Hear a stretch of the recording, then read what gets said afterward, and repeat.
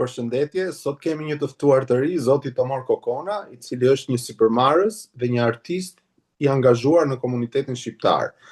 Për më tepër në lidhje me profilin e tij personal dhe aktivitetet e tij artistike dhe sipërmarrëse, e ftojmë të na flasi vetë. Përshëndetje zoti Kokona dhe faleminderit që na urdhërove me pjesëmarrjen tënde. Ne njihemi prej kohësh, por bisedën do ta mbajmë në nivel gjysmë formal.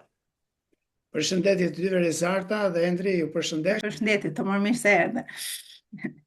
Atëherë, do ishte më mirë që juve të më bënit pyetje, po sidoqoftë desha të prezantohesha shumë shkurt. Unë jam konsulent biznesi në industrinë kreative. Kam mbi 35 vjet që jam larguar nga Shqipëria. Kam qenë koreograf i teatrit operës dhe baletit në Shqipëri, balerin i parë, gjithashtu balerin i parë i baletit klasik të Madridit në Spanjë. Dhe këtu kam punuar me Royal Opera House, English National Opera dhe me shumë kompani tjera nga më të mëdha dhe më prestigjioze në botë në fushën e artit dhe kulturës. Kjo më ka dhënë mundësi që për kushte personale, për një dihet që artistët përgjithësi kanë atë karrierën të shkurtër, sidomos balerinët, mua më desh që të ndroja karrierë, padyshim që e kam mbajtur atë dashurinë për krijimtarinë, për artin, për filmin, për teatrin, por më desh që të mbas një dëmtimi të madh fizik që pata, u detyrova të studioja nga e para në Universitetin e Greenwich University në biznes dhe events management. Kështu që për momentin unë e konsideroj veten time si konsulent biznesi në një mënyrë duke ndërthurur të dy fushat, eksperienca dhe kualifikimet e mia në botën e krijimtarisë dhe eksperienca dhe ato kualifikimet që kam pasur në botën e biznesit. Unë ndihmoj konsulent biznesi, konsulent biznesi në industrinë e artit apo jo? Jo vetëm në industrinë kreative. Në industrinë kreative po flasim këtu që nëse do marrim si shembull Britaninë e Madhe, në vitin 2011, pak përpara Covid, vetëm Britania e Madhe gjeneronte 111 miliard pound, që në atë kohë ishin diku 130 miliard euro. Të gjitha 27 vendet e tjera të Europës gjeneronin gjithsej 110 miliard, pak a shumë. Do me thënë tregon që industria kreative në Britani gjeneron para ose gjeneron të ardhura si biznes shumë më tepër se të gjithë vendet e tjera të Europës. Pra tregon një fuqi tjetër. Po, sepse janë në studio diskografike më të mëdha përqendruara në Britani dhe në Londër. Gjithçka, duke filluar sepse industria kreative përfshin gjithçka, nga arkitekturët, domethënë arkitektët, deri tek filmat, apo cirku, teatri, editimi, videot e shkurtra, videot e gjata, reklamat, e çdo gjë që ka të bëjë me botën krijuese, ajo quhet industria kreative. Pra është një industri unë jam specializuar në të dhe fati im i mirë që kam qenë koreograf, balerin, regjisor. Dhe kjo më ka ndihmuar që tani jo vetëm bizneset që janë në industrinë kreative, po dhe bizneset tjera, si për shembull një klinik, si për shembull një biznes i vogël që merret me ndërtimet. Pse? Sepse në vitin 2022 dhe e theksoj këtë se shumë e rëndësishme për shikuesit dhe dëgjuesit, unë botova një libër që tashmë është bërë libri numri 1 në Amazon si best selling book, i cili quhet Artistët e suksesshëm. Në cilin kategori? Në 6 kategori, në small business, në teatr, në koreografi, në edukim, e tjera, nuk i mbaj mend që të gjitha. Po libri e theksoj sepse u shkrua përpara se të krijojë ChatGPT. Domethënë u krijua një libër roboti ishte truri im dhe eksperienca ime 35 vjeçare në këtë fushë. Special, excelent. Tani, mund të na e tregosh emrin e librit me që po flisnim për librin? Librin jam në proces të përkthimit nga anglishtja në shqip. Në anglisht është Successful Artists Mean Business. Mjafton ta kërkojnë librin edhe në emrin tim në Amazon, edhe e gjejnë. Por në shqip përkthimi pak a shumë është Artistët e suksesshëm kuptojnë biznes. Dhe kjo është bërë në mënyrë ironike titulli i librit. Që do të thosh shumë veta thonë që ai person është artist, edhe pse s'ka të bëjë fare me artin. Pra në një farë mënyre u mora këtë frymëzim nga gjuha shqipe për të thënë që Ata që me të vërtet kuptojnë biznes dhe bëjnë biznes mirë, janë artist dhe janë krijues, janë persona. Pra libri nuk është E ka thënë artist me dy kuptimin kuptime. shqiptar të fjalës. Pra libri nuk është vetëm për artistët, padyshim që është për artistët, po është një manual ose një doracak biznesi, sidomos për bizneset e vogla diku ke 15 deri 20 milion pound që mund gjenerojnë në vit. Tani një përmbledhje të vogël në lidhje me projektet që je i përfshirë së fundmi ose që ke përmbushur ose je në progres. Paka shumë aktivitetet tua. Okej, faktikisht besoj se krijimtaria ose përfshirja ime në aktivitetet e komunitetit kanë filluar qysh nga rinia ime, që nga fëmiria ime. Dhe shumë veta më pyesin sot. Jo vetëm komunitetin, përgjithësi aktiviteti jot profesional, sepse unë me sa di unë jetoni dhe punoni në Londër. Këtë desha thoja që shumë veta më pyesin, thonë Tomi, si ka mundësi që i kaq proaktiv, që jetë gjithmonë që bën gjëra. Dhe në fakt, anglezët thonë this is a lifestyle. Është stil jetese për mua, nuk është më punë ose detyrim, që do të thotë përqendrimi im, padyshim që njerëzit duhet të jetojnë dhe unë duhet të jetoj të kemi jetë komforte, po nuk është tek paraja, nuk është ke gjenerimi puro i gjenerimit parave. Është më tepër për të sjell njerëzit afër dhe për të zgjidhur problemet e shoqërisë. Aktivitetet e mia kanë filluar qysh në fëmijëri, me shkollën e baletit, 8 vjet shkollën në Shqipëri, një nga shkollat tona më të mira në botë. Pastaj kam bërë gati 2 vjet ushtri, u detyrova të bëja ushtri në kohën e komunizmit. Kam bërë 4 vjet universitet në Universitetin e Arteve në Shqipëri për koreografi. Aty kemi mësuar dhe regjin, edhe kostumografin, edhe skenografin e tjera, dhe shkrimin e libreteve. Dhe kam punuar 2 vjet si zvendës koreograf i teatrit operës baletit dhe ansamblit popullor. Kjo më ka dhënë mua atë fatin e mirë që vallet kulturën, traditën, përveç anës klasike, ti mësoj me rënjë me taban. Pse e them këtë gjë? E them sepse shumë e rëndësishme që njerëzit të kuptojnë që sot, në vitin 2026, duhet të kenë shumë kujdes për traditën, kulturën dhe historinë shqiptare. Po bastardohet, nuk kam frikë të them fjalët siç janë për të thënë. Po bastardohet në mënyrë drastike për arsye të komercializmit, që do të thotë, në qoftë se në moshën time, moshën 10 vjeçare, 12 vjeçare, ne sistemi komunist i asaj kohe na merrte me detyrim të shkonin të mësonin vallen popullore në dasmat e fshatrave, të mësonin kur ishin në universitet e kishin me detyrim 1 muaj të shkonim në Malsi ose në jug ose në Kavaj. Dhe për të parë të dasma dhe me shënim të merrnim dasmat burimore siç kërcente populli ynë. Sot janë bërë miliarda ekspertë të muzikës dhe valles popullore shqiptare që marrin, edhe e them këtë me kompetencë, muzikë turke ose muzikë orientale, i vën 4-5 fjalë shqipe dhe fatkeqësia jonë më e madhe është që bota, po ne po prezantojmë në botën me këtë lloj arti që kujtojnë të gjithë edhe ata veç. Prit, qëndrojmë pak këtu, sepse futemi në një debat fundamental edhe etik, përveç se të tjerave, me kuptimin që si mund t'ja imponosh ti një supermarket i lirë që operon në lëmin e artit, industrisë kreative, aktivitetin e tij, sepse në fundit qëllimi final është fitimi, nuk është konservimi i traditës dhe i dokeve dhe i të gjitha aktiviteteve tjera artistike burimore. Pra, ky rol që ju thoni, që dikur ju impononin juve, duhet ta ndërmarrin institucionet shtetërore për arsye jo fitimprurse. Ndërkohë që këta artistë të cilëve ju i referoheni kanë qëllim argëtimin 1 dhe fitimin 2. Tani, ti bim shkurt dhe ti them gjërat pa dorashka. Këtë do populli, ky stan këtë bulmet ka. Tashi, si ma mbush ti mendjen mua, një person mesatar i cili nuk është kompetent i fushës, qytetar normal, që kjo që po ndodh është gabim. Që i pëlqen tallavaja.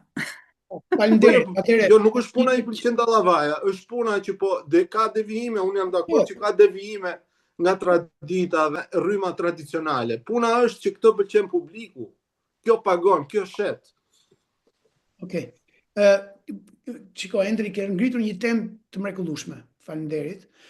Unë besoj se arti alternativ ose gjëra krijuese ose gjëra argëtuese si biznes duhet të ekzistojë, se faktikisht prandaj kam shkruar librin. Që do të thotë, unë nuk jam kundra ndërtimit të një sistemi të ri ose alternativ para të gjërë që ka qef publiku, sidomos ritmet e prera 2-4 etj. Nuk dua të marr shembuj nga vendet fqinje, të cilat ne i dim shumë mirë që e ruajnë me fanatizëm origjinën e tyre. Dhe kanë Po institucione. nuk e ruan individi, e ruan institucionet. Por këtu desha dilja. Apo jo? Po. Kështu që po dhe individët, do ta shpjegoj dhe pak më ndryshe se duhet të filloj nga backgroundi derisa dalë te tema. Që do të thotë burimorja, folklorikja dhe paraqitja e saj në botë është një zhanër, është një tip i veçantë i paraqitjes së artit. Ku qëndron rreziku? Rreziku qëndron që në qoftë se ti ose këta krijuesit e ri marrin diçka dhe e veshin me një kostum popullor shqiptar, edhe sidomos me shqiponjat. Unë për shembull, unë e di që shumë veta në këtë podcast do thonë ç'a thot Tomori ka gabim. Po unë do ta thoja që shqiponjat të cilat vendosen mbrapa një lek nuk janë autentike shqiptare, nuk ekzistojnë, nuk kanë ekzistuar. Janë një mod që me të vërtet do ta kuptojmë shumë qartë, që është një rrymë e tregtimit, e bërjes paras, se nuk ka pas, nuk ekziston simboli i shqiponjës në jelekun tonë. Është një shembull shumë që do të thotë që në jelek nuk ekziston në jelek as mbrapa as përpara. Nuk ka ekzistuar. Simbole po. Për shembull ne kemi xhubletën. Xhubleta ka simbole nga më ndryshme. Ka hyjën e Davidit, ka kryqin, ka dhe pjesë të shqiponjës ndryshme. Po kanë simbole, nuk e kanë të njëjta. Dhe është histori e gjatë po tym te kostumet. Mund të flasim se sa tipe qeleshësh kemi ne. Pse qeleshët janë ndryshme nga krajinë në krajinë? Pse xhamadanët ose lekët janë ndryshe nga krajinë në krajinë? Pse tirqet kanë gjatësira formacione të ndryshme nga krajinë në krajinë? Shembulli më i thjeshtë është që njerëzit lexonin dhe shikonin njëri tjetrin për ta kuptuar se nga cila zonë vinte. Dhe një nga shumë arsyet ishte që mund të kishe hasmëri me atë fis, mund të kishe aleancë me atë fis. Dhe vetëm duke qenë në pazar ti lexoje nga veshja e popullit. Që do të thotë, po dalim bukur, te kjo pjesë jemi dakord. Tani ti kthehemi temës. Tema kryesore. Sipërmarrja? Ashtu. Sipërmarrja në të tillë rast është që përgjegjësia i takon çdo shqiptari. Dhe në qoftë se ti mundohesh të krijosh dasmën popullore shqiptare, okay? Duhet të përqendrohesh në folklor shqiptar. Duhet të qëndrosh në autentiken shqiptare. Se përndryshe thuaj që po bëj një dasëm me ca kostume popullore shqiptare. E para, e dyta. Rreziku i kësaj është shumë edhe më i madh. Unë kam parë këtu në Britani kryetar shoqatash apo shoqata, të cilët kanë marrë djem ose vajza me dëshirë, me pasion, që mund të kenë lindur këtu në Britani, kanë parë 3-4 video në YouTube dhe shkojnë për këto shoqata dhe i mësojnë të ashtu quajturat valle popullore shqiptare. Po ku qëndron rreziku këtu? Pse ta është të quajtura? Pra ta them unë. Sepse unë si specialist duhet ta ngri zërin. Më takon, për ndryshe, unë nuk po e bëj detyrën time. Për arsye se shumë nga vendet tona fqinje, dhe ne vetë kemi mbijetuar me shekuj të tërë në atë zonë për një ndryshim shumë të vogël, që do të thotë ritmet tona të thyera, 5 të tetat, 7 të tetat, 12 të tetat, 9 të tetat, janë të ngjashme me disa ritme të fqinjve tanë. Pra elementet janë shumë të holla, shumë të vogla. E para, e dyta, shumë nga lëvizjet tona, që janë lëvizje vertikale në përgjithësi, po ti shikosh në vende të tjera nuk janë lëvizje vertikale, shumë nga lëvizjet e këtyre kombeve të tjera, që i kanë bërë ata autentik për kombin e tyre dhe që i ruajnë në fanatizëm, janë të ngjashme me lëvizjet tona. Por në qoftë se ti nuk je eksperte ose ekspert dhe ke parë 4-5 video të holluara në YouTube dhe merr një lëvizje nga ai YouTube dhe ja mëson fëmijëve të vegjël 5 vjeç, 6 vjeç, 7 vjeç shqiptar, nuk po kupton dëmin e madh që i bën historisë kombit të ardhmes tonë. Pse? Sepse ngjashmëria është aq e vogël me kombet e tjera, saqë në një periudhë 10, 15, edhe 100 vjeçare, edhe 200 vjeçare, kanë të drejtë këta personat, ose këto kombe, ose këto instanca të vendeve tjera, me thënë, juve nuk jeni shqiptar, ju nuk jeni autokton, sepse kjo valle e ka origjinën ke valli jon. Pra, nuk është aq e thjeshtë tema ime për të cilën po flas. Flasim të anën e biznesit. Tani ti themi gjërat, ti diskutojmë pak gjërat më shkoqur. Tani, dakord, me kritikën që ju bëni se jeni specialist i fushës. Pyetja parë, ju keni ofruar kontribut për ekspertizë dhe për këshillim? 1. E dyta, sa koston? A koston shumë? E treta, a është ana financiare dhe kosto një pengesë për ato shoqata, të cilat thonë me pat keq, sa mos bëjmë hiç, më mirë bëjmë sa mundemi. Kontributi. Shkolla e parë shqipe në Britani dhe grupi i parë i Valles Popullore Shqipe janë themeluar në vitin 1998 nga i nderuari Talat Plana. Dhe koreografi dhe sistemi i ndërtimit të kësaj shkollës parë me fëmijët shqiptar u bë prej meje. Pra, kontributi im i parë, po flasim për komunitetin, nuk po flasim për kontributin tim në Spanjë. Pra, fëmijët mësonin, jo vetëm gjuhën shqipe, po vinin gjatë programet të tyre, vallen edhe këngën popullore. Pra, unë, Tomor Kokona, Besa Berberi, një vajzë mrekullueshme, një këngëtare, një artiste fantastike që është dhe pedagoge e Universitetit Pejës, të dyne filluan të mësoni fëmijëve në mënyrë vullnetare. Gjithashtu, në vitin 2002, kur u themelua Shpresa program, unë jam një nga bashk ndihmësit ose si më thon themeluesit e Shpresa program. Po e njëjta gjë ndodhi dhe me Lulieta Nuzin, të ndjerën Lulieta Nuzi, e cila me të vërtetë është një nga flamurët e mbajtjes traditës të familjes, së një kontributi të jashtëzakonshëm. Dhe po e njëjta gjë u bë. Neve në 2002 u mblodhëm dhe morëm fëmijët, filloi duke mësuar valle popullore me ritmet tona, me mënyrën tamam të tabanit folklorik. Normal që unë bëj dhe contemporary dance, se unë jam specialisti i koreografisë e baletit klasik edhe baletit kontemporan. Por ajo është komplet ndryshe nga valle tjetër. Pastaj në vitin 2004, gjithashtu kur u themelua shoqata Ardhmëria, unë dhash po prap kontributin tim për krijimin e grupeve të valleve popullore. Kjo gjë ka ndodhur edhe me Nën Terezën, edhe me disa grupe të tjera në Britani, që do të thotë edhe pse këto grupe, tani shkojmë ke puna e pagesës. Nuk ka të bëj shumë me pagesën. Dhe mua më vjen shumë keq dhe njerëz. Jo, është mungesë fondesh, nuk është puna aty, po madje nuk ka resurse. Jo, shiko, kjo është një justifikim që edhe na kanë bindur dhe ty, Endri, që ti është shumë vështirë të bindin ty. Të kanë bindur dhe ty dhe tjerëve që nuk ka fonde. Fonde kanë sa të duash. Por problemi është se çfarë rëndësie i jep ti dhe sa nivel ke ti si person. Se nuk mund të mendosh që ti je patriot, duke lënë disa gjëra të tjera anash dhe duke ju përfshirë më tepër anglezëve, sepse kanë emrin anglez. E them troç. Çfarë do të thotë kjo? Që Tomori i është ofruar të gjithë grupeve, të gjithave, falas. Pra, juve ju kushton 0 para nga Tomor Kokona dhe i me shoqe Mariela, po të njëjtën gjë. Ne kemi krijuar korin. Është shumë e rëndësishme ta theksojmë këtë. Është jashtëzakonisht e rëndësishme, se nuk mund të justifikojnë njerëzit me marr 4-5 vajza të reja, që kanë pasion vallën popullore shqiptare, marrin kopjojnë 3 video nga YouTube-i edhe më dalin mu me valle serbe atje. Edhe vesh i kostum popullor shqiptar. Troç për ta thënë. Është turp, edhe është një sabotim i kulturës tonë. Tani të flasin ke paraja. Shumë shoqata tonat, po më e keqja këtu akoma është që metodologjia mesdhetare, nuk do ta quaj shqiptare, është që i bëjnë gjërat pa dokumenta.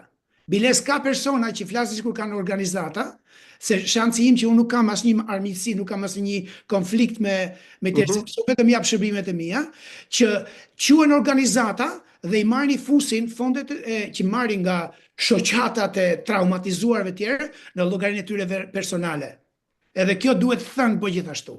Se kemi rast... Jo, ta themi, pa problem fare. Po kemi rast edhe duhet kuptosh që unë përpiqem të jem zëri i personave që nuk janë prezent. Unë flas me pasion, shiko, kemi rastin Lulieta Newsit. E ndjera Lulieta Newsi. Lulieta nuk është më njetë sot. Në fillim të viteve 2010, Lulieta kishte një ide të mrekullueshme. Siç dihet, treni kur ecën dalon në stacion. Po qëse nuk e ka treni në stacion, ikën dhe nuk dihet sikur do vi treni tjetër. Dhe po ashtu ndodhte me Lulietën. Që në atë kohë Lulieta pati shansin që Parlamenti Britanik mbështeste krijimtarinë dhe vendosjen e gjuhës shqipe si gjuhë me zgjedhje, që fëmijët tanë me të vërtet, kjo është patriotizëm, të mësonin dhe të flisnin gjuhën shqipe në shkollë, me zgjedhje, bërë një GCSE A-level, pra i shtojnë gradë, shkojnë në universitet më mirë etj. Pra edhe Lulieta, unë me ti me shoqe dhe shumë nga ne, me 10-300, filluam të punonim. Do të thotë, jo vetëm kontribuam me paratë e xhepit ton, po dhe koncertet që bënim, ato pak para që vinin nga koncerte, me 5 pound, 10 pound, unë mblodhen, dhe unë bën diku ke 95.000 pound. Po duheshin 150.000 pound që në atë kohë parlamenti në bashkëpunim me Ministrinë e Arsimit të bashkërendoheshin në një periudhë dritare shumë të vogël kohe për ta aprovuar gjuhën shqipe. Imagjinoj çfarë mrekullie na ka ardhur me ai tren në stacion. Çfarë ndodhi? Disa kryetarë të shoqatave, disa të ashtu quajtur që dalin dhe mburren në për mikrofona, në për skena, marrin Lulieta, dhe kjo është histori e vërtet, nuk është se po unë mbaj përgjegjësi ligjore për këtë që them. Marrin Lulieta Nusin dhe i thon, Lulieta, neve po krijojmë komitetin për njohjen e gjuhës shqipe, ti do të na bashkohesh ne apo jo? Ndërkohë që Lulieta kishte bërë punën gati 1 vjeçare, kur e pa që treni po vinte erdhën, dhe çfarë ndodhi? Ju e dini si është në Britani. Nëse ti shkon dhe flet me një antar parlamentit dhe vin 2 veta me njëjtën ide, ndërkohë që ti ke pas marrëdhënie, ata largohen sepse shikojnë që nuk je serioz. Dhe çfarë është e vërteta? Ato 95.000 pound që janë mbledhur me çika janë akoma në shtetin britanik të bllokuara në Charities Commission. Po të doni, shkoni shikojeni. Që do të thotë, kthehemi tek tema jonë. Kush i kontrollon këto fonde për momentin? Shteti britanik, janë Charity Commission. Si prek dot njeri me dorë ato. Dhe ç'ndodh tani? Ato janë vetëm për qëllimin e gjuhës shqipe. Vetëm për qëllimin e gjuhës shqipe. Edhe në momentin që flasim. Shumë mirë. Atëherë duan të 60.000 pound. Jo, kjo është tragjedia. Se këta sabotatorë, unë i quaj sabotatorë të kombit shqiptar. Këta për t'i vdekur vici tyre, më mirë t'i vdiste lopa shpresa program. Dhe i shkatruan gjithë të ardhmen e fëmijëve tanë shqiptar. Dhe janë atë bllokuar ato. Po më fal një sekond. E shkatruan duke bërë një veprim negativ apo duke mos vepruar, duke ju ngjitur nga mbrapa shpresa program? Jo, se nëse ata kanë menduar. No, ta shpjegoj edhe një herë. Po pistomorin. Shiko, filluan të lobonin si grup i pavarur gjoja për të ndërtuar gjuhën shqipe pas edhe një kacidhe në xhep. Pse? Sepse vure që shpresa program ki po mblidhte fonde, i kishte kontaktet, edhe tani kanë ngel ato parat i bllur. E theksoj që ato para, se ka dhe thashe theme në komunitet, që ato para ajo po i ka marrë shpresa. Ato janë në moment ja këtu, futën në internet dhe mund t'i gjeni ato. Është shumë e rëndësishme ky sqarim që po bën. Shumë i rëndësishëm që ato para nuk i kanë shkuar kërkujt në xhep dhe janë në Charities Commission të bllokuara. Po kthehemi tek ajo tema që bëret artistëve.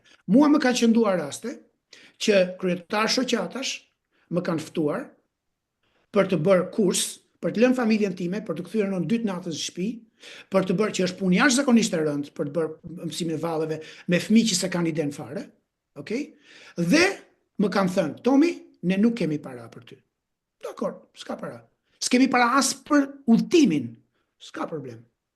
Dhe kur ka ardhur eventi, shfaqja, kam paguar tallavaxhiun, atë që bën tallava DJ-n, 300 deri në 600 pound.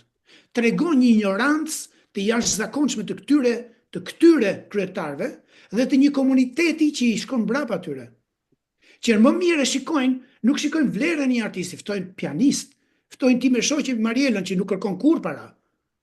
Ndërkohë që mjafton që ta kenë emrin Claudio ose Michael, i rrin, domethënë është një kompleks i thellë i verbaliteti që po na del gjatë gjithë komunitetit tonë.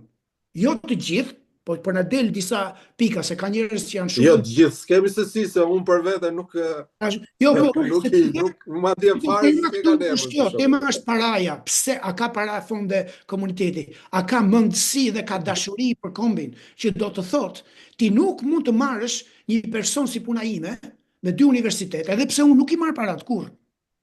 Ti thuash, Tomi, nuk kam para për ty, po të paguash një talavaxhi që bën tallava muzik, pra atë që të fillimi bisedën, ti japësh 300 deri në 600 pound.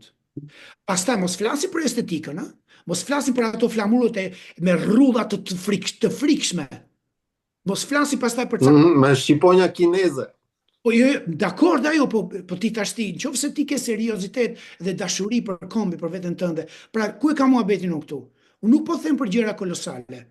Unë po them për gjëra për respektin tënd personal. Ose ka ca kryetare shoqatash të krijuara agjensira që i marrin fëmijët e vegjël 4-5 vjeç, i fusin në pub, krijojnë konkurse këngë e valle me fëmijët 4-5 vjeç që plasin nga të qarët në skenë. Dhe komisioni atje janë persona të cilën nuk din të lidhin 2 fjalë, që s'kan ide fare me artin, kulturën. Këtu e kam temën unë, këtu e kam shqetësimin unë. Dhe po që se thash unë...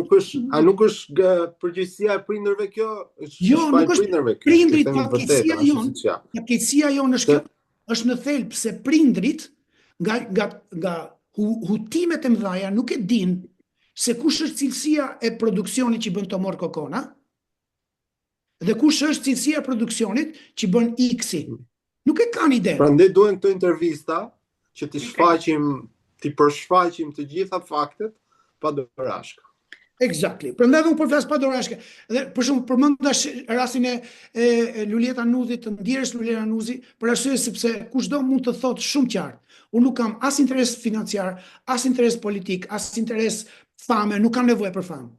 Mua më dhëm shumë kur shikoj gjëra të tilla që jo vetëm i prishin punë ne, por na prishin punë në daljen e imazhit tonë botë.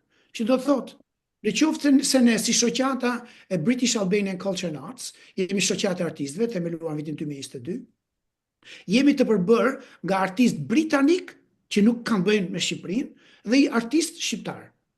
Pra, kemi një përzierje për ndërtim urash kulturore. Dhe ftojmë artistë në Shqipëri, dhe ftojmë artistë nga Shqipëria këtu në Britani. Ama jemi shumë të kujdesshëm se kemi profesion, nuk e kemi për egoizëm, nuk e kam unë për të bërë 4-5 fotografi në Facebook, për të dalë se bëra një event tjetër, ndërkohë që cilësia e eventit. Dhe unë e di që shumë veta do shqetësohen, mund të thonë çfarë do lloje gjëje që të kenë. Por faktet tregojnë. Përfitojmë nga rasti, më fal që po ndërpres, përfitojmë nga rasti të gjithë personat që ndjehen të ofenduar, të prekur apo të shqetësuar, janë të mirëpritur të vinë të marrin pjesë në puntatën e radhës në podcastin tonë edhe të japin kundër argumentin. Jemi të hapur. Jo me pres biles, gjithashtu do t'i ftoja në eventet tona që bëjmë. Ne, për shembull 10, shoqata jonë, British Albanian Arts, kemi bërë 18 evente të ndryshme. Cilësore, jo evente mediokre, kur i thua në orën 6, dhe kjo tregon prap cilësin, i thua njerëzit vinë në orën 6, edhe mezi fillon në orën 8:30. Kjo është një ofendim që ti i bën komunitetit shqiptar. Dhe jo evente që ti do thuash hajdeni aty dhe mban radhën e parë 20 vendet radhës parë të bllokuar dhe është mbushur plot me burra dhe nuk ka as edhe një grua të paktën. Por ke pritur dhe 2 orë gjysmë për një anglez që të vi atje me një gjerdan, vetëm për gjerdanin, anglezin. Nga ato të marrumit. Mos është shenjë inferioriteti kjo, dhe më thënë ndjen inferior, 1 e para, e dyta, për sa i përket kthehemi çike Lulieta Nuzi. Mos u, do më thënë, u godit sepse ishte femër, nuk mund të pranoj nga një mashkull shqiptar që t'ishte një femër më e zgjuar dhe më e suksesshme. Pyetjet që unë edhe shumë vetë bëjnë, mos ndoshta dhe ato vetë prindrit ose gjenerata e parë nuk janë të ndërgjegjësuar për sa i përket traditave dhe kulturës shqiptare asaj tradicionale. Edhe sa e rëndësishme është ruajtja e identitetit Dhe rëndësinë tonë që ka. dhe rëndësinë që ka për ta ruajtur, ta mbaj gjallë, që do të thotë ne duhet kontaktojmë profesionistë si puna juaj, për mendimin tim modest, që kjo gjë të transmetohet ndër breza, sepse nëse prindi nuk e di, çfarë do të mësoj fëmia nga ta prindi që nuk ka asnjë background në atë fushë ose në mendësi. Jam shumë dakord dhe kam vëre që shumë shoqata, nuk dua që të gjykoj shoqatat e tjera, se faktikisht kur fillon dhe gjykon dhe nuk tregon vetë a je ti aq qelibar, atëherë është gabim. Kështu që do i tregoj nga ana jonë. Në kushtetutën e shoqatës tonë, shoqata e artistëve shqiptarë britanik, ne kemi me kushtetutë që në fund të çdo viti kryetari i shoqatës duhet të japi dorëheqjen. Tani bëheni matematikën vetë. Sa kryetar shoqatash ke që shgabim. Pa të drejtë rizgjedhje? Po që se do thonë ata grupit të rizgjedhje, po ne kemi me kushtetut që duhet të japin dorëheqjen. Për shembull, tani ka 2 vjet që Altin Gjoni, një artist i mrekullueshëm që jeton në Shqipëri, po që udhton edhe bën art, këtu ai është kryetari i shoqatës. Pa çka se unë jam një nga bashkëthemeluesit. Që do të thotë, unë vetë insistova.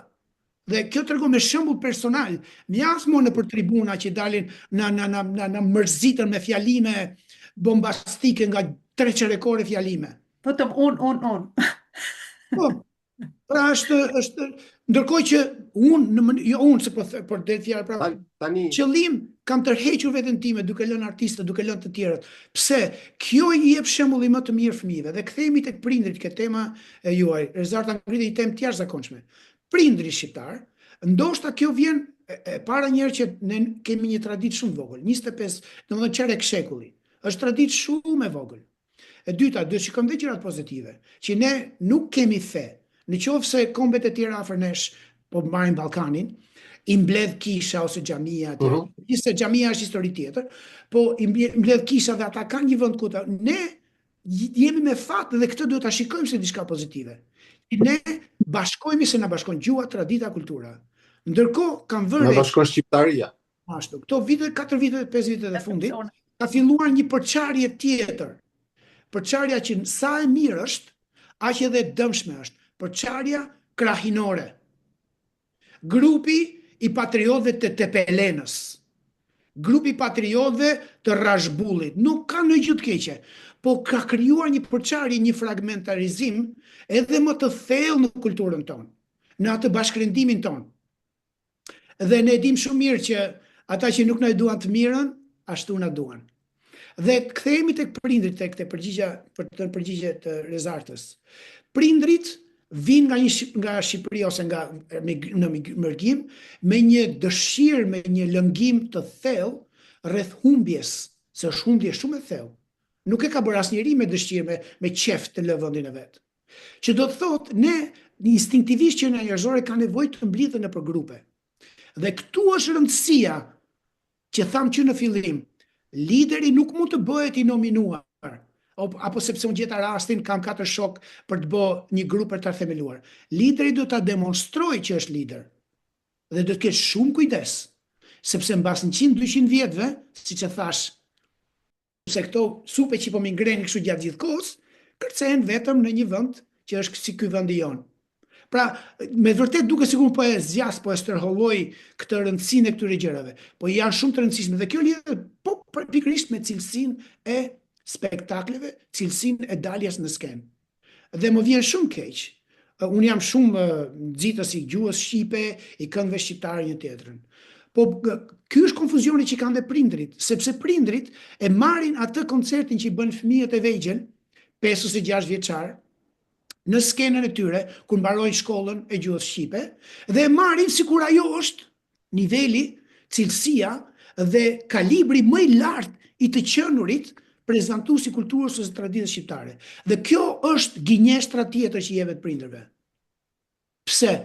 Sepse shumë nga këto shoqata nuk dinë të bashkërendojnë punën me njëra tjetrën. Dhe për më tepër nuk ka të bëjë me mua, ne kemi muzikant, kemi muzikolog të jashtëzakonshëm shqiptar këtu. Po çështja kthehet pastaj po prap tek ajo frika tabu, që o sa lek do kushtoj, nuk kushton asnjë lek. Kushton një Okej, dakord. Jo të gjithë shoqatat kanë mundësi ta mbushin sallën dhe ta kenë një pjesëmarrje të konsiderueshme. Apo jo? Tani, ato që kanë pjesëmarrje të konsiderueshme, këtë arrin të realizoj.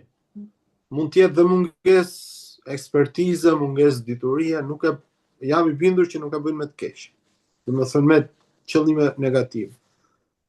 Tani si mund ta realizoj shoqata juaj apo një shoqatë tjetër të njëjtin sukses për sa I përket pjesëmarrjes apo audiencës apo mbushjes sallës? hapja e parë, Sepse në momentin kur ti më ofron mua një performancë teknikisht optimale, profesionale, por nuk të vjen njeri ose vjen shumë pak veta, atëherë çfarë të bëj unë?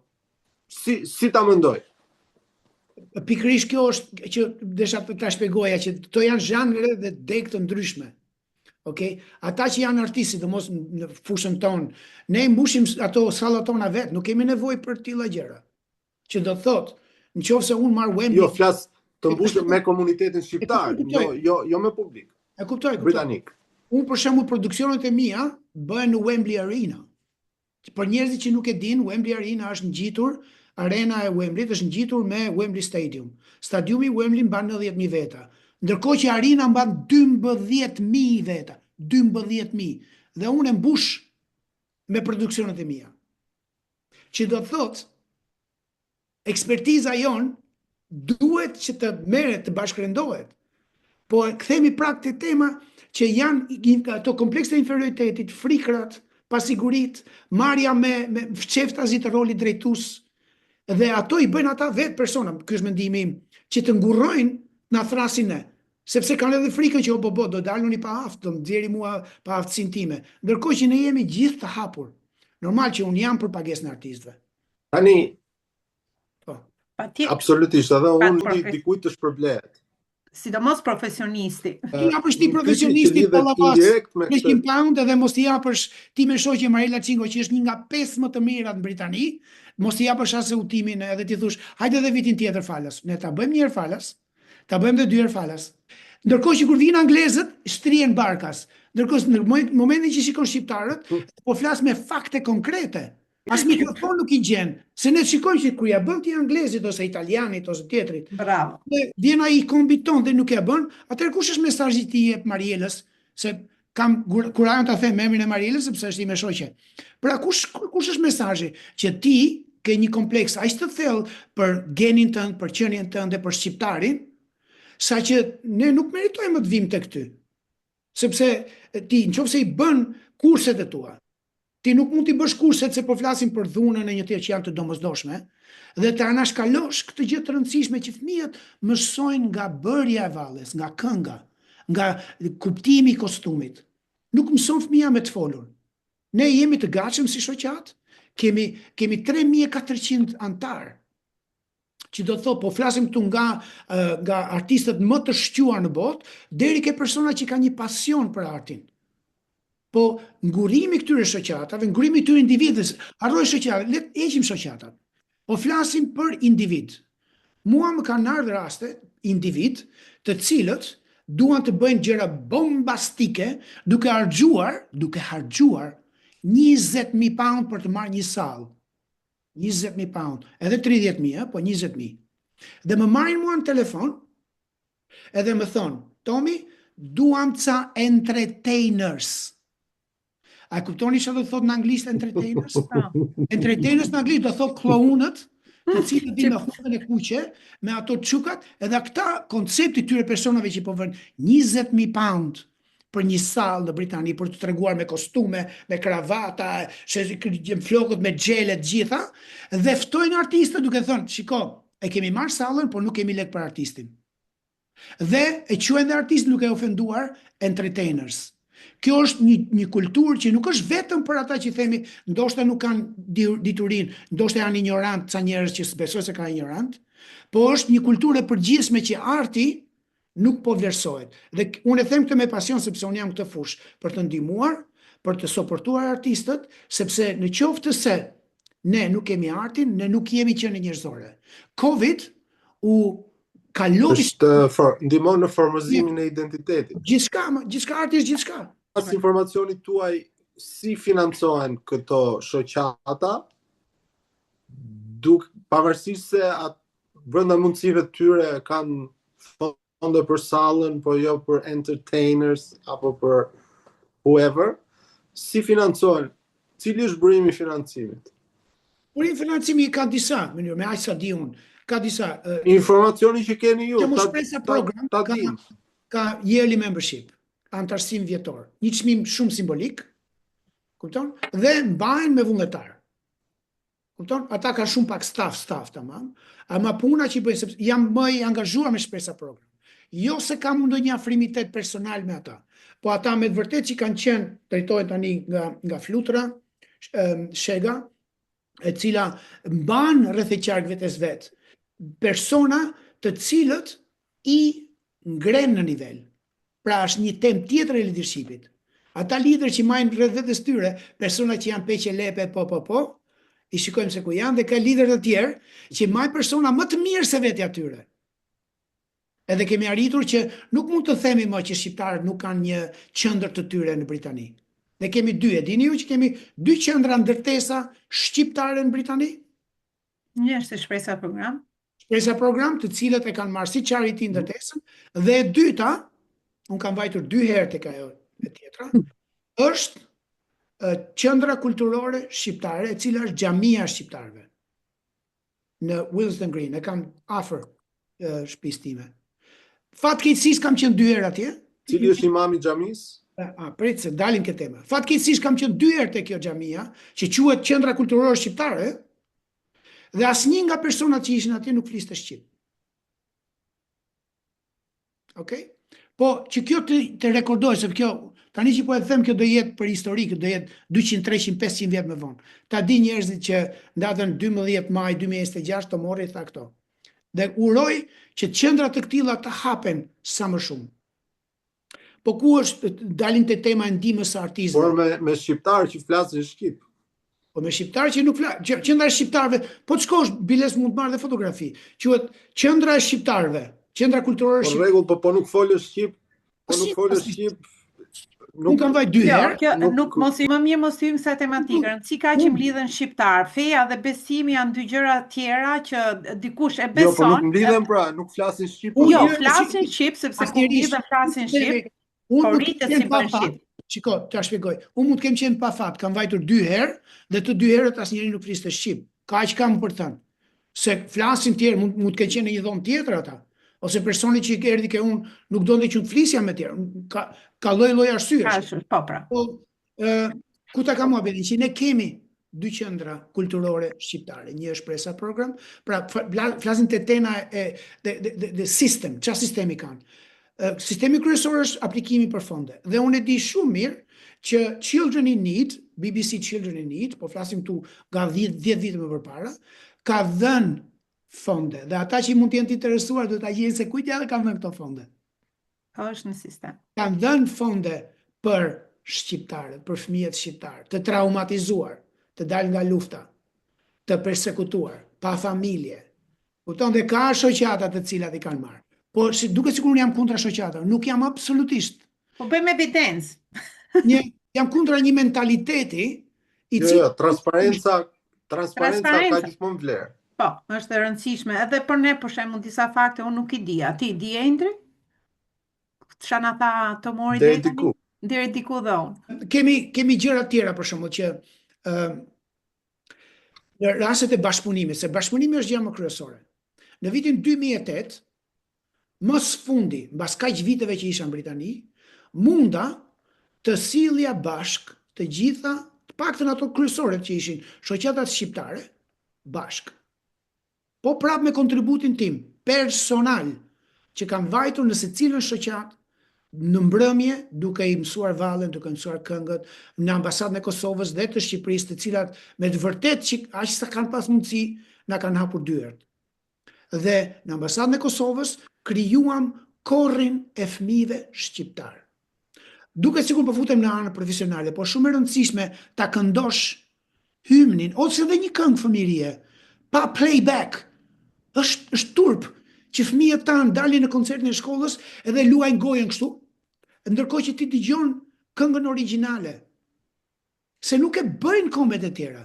Dhe më kryesorja është që le ta bëjnë ata. Mirë, po, ky është vetëm elementi artistik i një shoqate, por jam i bindur që këto shoqata, por jo vetëm, kanë kryer edhe aktivitete tjera të vlefshme, të dobishme, qoftë për përhapjen e gjuhës shqipe, qoftë për aktivitete tjera, qoftë për ndihmë ndaj personave në nevojë. Kështu që nuk mund t'ja hedhim poshtë gjithë punën me këtë gabim që kam bërë. Apo jo. Nuk mund ta djegim gjithë organin për një plesht. Jo, nuk e thash, nuk e di, nëse e kuptove ashtu, po nuk e thash në si mënyrë. Për shembull, unë kam punuar në 2 sezone me nuk. Dhe e di shumë mirë që në çdo sezon, ata ishte leadership program, programi i liderëve, dhe diku ke 20 sipërmarrës nga shumë fusha të industrisë, të punës, të biznesit, morën trajnime nga një grup, nga unë edhe nga një grup tjetër personash ekspertësh se si ndërtoni biznesin. To po flasim këtu që ke shoqata që kanë grupin e grave, edhe prap orientohem tek shpresa program. Është vetëm grupi i nënave ose grupi i gatimit, grupi i work interviews. Do të thonë ka aktivitetet janë të jashtëzakonshme. Unë bilet për kundrazi nuk dua të futem fare në atë. Do ishte gabim për mua të futet gjykoj diçka që është jashtë fushës time. Unë po flas në fushën time, po flas, prandaj dhe nuk po futem këto tjerat. Ja, dhe siç e thash, ato bëjnë, nuk jam kundra shoqatave, por në fundit, edhe sikur të ishin shumë mirë, ne duhet bëshim dhe më mirë. Kështu që unë prandaj po i ngrej këto çështje. Po pra, është një formë ndërgjegjësimi që Tomori po mundohet për sa i përket gjithë komunitetit, paktën unë kështu e perceptoj, domethënë, se si ka qenë, si ka ecur në vazhdim dhe çfarë duhet ndryshojmë ne.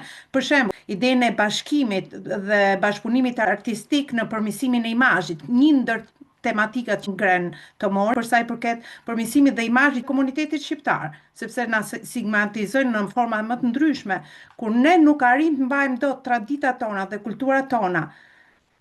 Çfarë presim, domethënë që të tjerët bëjnë për ne, pikë pari, dhe dyta, por sa ata po cilin në komunitet, që është një dëm goxha i madh. Për sa i përket artit flasim. Unë shikoj në këtë prizëm, apo jo, gabohem. Jam dakord me këtë temë, biles do të shtoja që dëmi është i gjithanshëm, sepse kultura, arti dhe sporti janë 3 elementet kryesor që janë ambasadorët e kombit shqiptar më të suksesshëm në botë.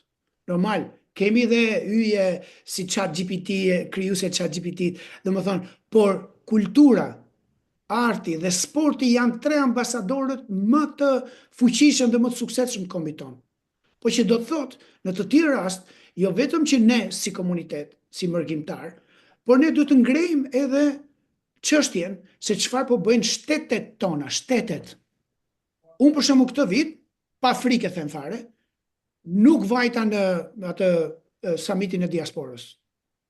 Për arsye të një diskriminimi që kam ndjerë në 2019, një poshtrimi do ta thoja. Jo unë si Tomor, sepse unë e di vlerat e mia dhe ju jeni dhe ambasadori i kombit. Po, unë e kam titullin e ambasadorit. Gjë tjetër nuk ka të bëjë me atë. Çfarë ndodhi në atë mbledhje summitit? E para njëherë që na futën gjithë në përca salla, na sollën sistemin komunist, që 5 persona në tribun, edhe ne të tjerë dëgjonim atje të urt, nuk lanë njëri fare që të bëni pyetje dhe përgjigje, dhe na morën po prap vrap edhe bën për përfundimin e summitit. Ishim diku ke 800-900. Pra ishte për show. Ishte për show elektoral apo jo? Dhe jo nuk e di, po ju do të tregoj historinë se njerëzit kanë nevojë ta dëgjojnë këtë. Është shumë e rëndësishme. Se në fund të kësaj do ta them se pse është e rëndësishme. Është shumë mirë. Dhe diku ke 800-900 delegat na futën aty.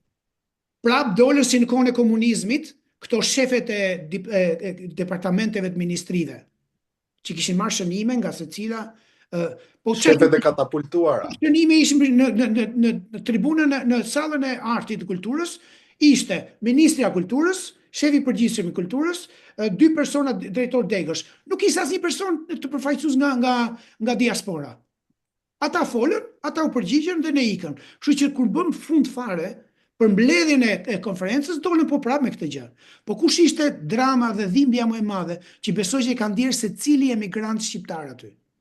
Ishte kjo. Në gjitha të panelat atje në tribun, ishin diku ke 12 veta, nuk e mbaj mend sa veta, po ishin shumë.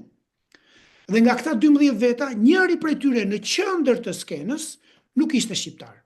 Ai ishte irlandez. Me sa mora vesh më vonë, ishte një irlandez, të cilin e kishte ftuar shteti shqiptar me shpenzimet e shtetit shqiptar, popullit shqiptar, si konsulent për të treguar, për të marrë si etalon, si shembull, eksperiencën e komunitetit irlandez në Amerikë për ta implementuar në Shqipëri. Dakor deri këtu. Secili person që u ngrit në këmbë për të bërë përmbledhjen e konferencës nuk folën shqip. Asnjë person që dolën për të bërë mbledhjen e konferencës nuk folën shqip. Asnjë. Të gjithë folën anglisht. Kur i pyetëm, thanë, po përkthyesi për Pra këta. ishin shqiptar që flisin anglisht. Gjithë ishin shqiptar. Ishin shef departamentesh. Edhe nuk folën, edhe për nder të atit folën gjithë Për anglisht. mbledhja, jo për nder, pra jo, për kompleks inferioriteti. Dhe Po, për në mbledhja, rregull pra, po unë po e them për nder. jo, për mbledhja ta mbaroj sepse nuk Kuptoj me ta ta. harroj njerëzit, Endri, njerëzit nuk do ta kuptojnë thelbin e kësaj. Të lutem, ha? Të kërkoj ndjes, po dhe kur u pyetën, thanë që po përkthyesi për këtë nuk e kishin të gatshëm, kështu që u detyruam ta bënim anglisht. Dhe u ngrit një doktor, mjek, që kishte ardhur nga një vend i Europës, Franca më duket, dhe tha, më vjen shumë keq, tha, që po e bëj këtë krahasim. A ja u merr mendja juve që të bëhej konferenca ndërkombëtare e diasporës serbe në Beograd dhe të kishte guxim do njeri në sken të fliste anglisht? Kaq. Prandaj unë kam marrë aq shumë bezdi që nga këto konferenca, nga këto gjërat e krijuara si fasada e njëri tjetër. Dhe pse po dalim prapë te tema e artit dhe kulturës? Në qoftë se ne nuk vlerësojmë veten tonë, nëse ne nuk i japim rëndësi njeriut, imagjino se çfarë do ndodhi me atë vallën dhe me ato supet që do nxjerrësh ti. Pra, ajo impulsi i të dhënurit, kjo është e rëndësishme që ne duhet të bëjmë. Që gjithë të shoqatat, kryetarët e shoqatave dhe një individ, duhet të bëjmë një konferencë. Konferenca e kulturës dhe artit shqiptar. Dhe kjo është e bëshme në mënyrë shumë kollajshme. Dhe këto janë gjëra që njerëzit, këta individ. Ju e merrni përsipër ta organizoni? E kemi marrë përsipër dhe jemi munduar të organizojmë, po filloi të sabotimet siç ja bën Lulieta Nuzit. Se ka njerëz që nuk përgjigjen fare në celular. Ose ka kryetar shoqatash të cilëve unë ju kam bërë dhe valle dhe koreografi. Mirusha. I kam bërë bravo, i kam bërë koreografit, i kam bërë produksionin e tjetër dhe nuk kanë ardhur as edhe një event që kemi bërë neve si shoqat. Po është shëmbëlltyra e shtetit shqiptar që transmetohet tu është një miro, no? Siç institucionet janë në Shqipëri, siç kanë qenë, vazhdojnë të jenë, në të njëjtën, domethënë Shqipëria nuk, ka ndru forma e demokracisë, po gjithsesi ne kemi gjithkohës një lider nga 30 vjet për shembull, shumë pak, unë shikoj shumë pak ka ndryshuar, kështu që ndaj edhe është dhe po, sa bezdi kam për të pasur këta liderat që kam thënë që ne si shoqat e xhirojmë 1 ose 2 vjet çdo kryetar shoqatës tonë. Po si do ndihen ata të shkretat, ato të shkretat që kanë nga 15, 20, 35 vjet, 40 vjet që drejtojnë ato flamuret e shoqatave të tyre. Ja, këto janë gjëra që Më fal, bëj një pyetje naive. Çfarë interesi kanë të këta apo këto kryetare shoqatash që çimentojnë pozicionin e tyre prej 1 apo 2 dekadash në krye të Bajrakut? Kush është fitimi? Ato gjëra që ndoshta ata akuzojnë të tjerët, që thonë keni marrë fonde këtu, keni marrë atje, po bëni to prapa skena, ata janë vetë që mund t'i kenë bërë, dhe për arsye sepse nuk po hamëndsoj, e para dhe e dyta, një nga smundjet më të mëdha e njerëzimit është pushteti. Dhe e treta, Po nuk më fal, është pushtet ti je kryetar shoqate? po, dhe e treta, dhe më dolen në shteg me këtë gjë. Është që është tamam e lidhur me botën e argëtimit, si me thënë, artin dhe kultura, po që kemi parë tani disa të ashtu quajtura ceremoni, ku se cili edhe dështak, edhe persona që kanë ndjekje penale, dhe persona që kanë biznese të falimentuara, që janë në librin e zi të Britanisë, marrin trofe si biznesi suksesshëm shqiptar. Pse po e them këtë si shembull? Jo se kam ndonjë gjë të keqe. Po e them këtë si shembull sepse Jo, ky është diskreditim që i bëhet vetes. Jo, është biznes. Ta diskreditojnë veten nëse e bëjnë këtë. Jo, është muhabeti. Shiko, Rezarta e thanë në mënyrë shumë të mirë përpara. Ne si kom me sa duket duhet të rritemi çik më shumë. Dhe nga këto biseda besoj se do na ndihmojnë. Kompleksi i thellë inferioritetit bën që ti mjafton të dalësh një skenë. Mjafton të kesh 5 fotografi në Facebook. Mjafton që të klikojnë 20 veta dhe ti bën gjithçka. Dhe këta persona që bëjnë këto trofete, këto biznesi më i bukur mbo, biznesi më ti e shef një vetë person që është njeriu më i dështak, që jeton me cancel flate, as cancel flate.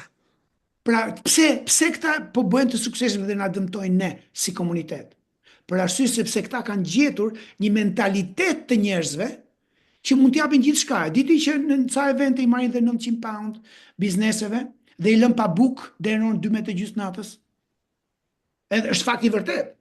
Edhe i thon 12:30 natës, o kompania që dhe këta persona që shkojnë në këto evente, prapë shkojnë dhe vitin tjetër.